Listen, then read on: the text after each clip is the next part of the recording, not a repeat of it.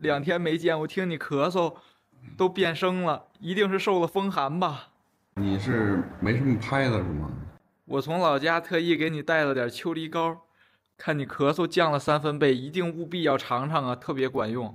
秋梨膏，对，秋梨膏治咳嗽的。这他妈不3无产品吗？这个不哥，请给我一个为你服务的机会，你只需闭上眼，张开嘴，一口就一步就到位。不行不行，能活，不，能秋梨膏治咳嗽的哥，真治咳嗽的。你闭眼，你闭眼，张嘴，张嘴，张大嘴。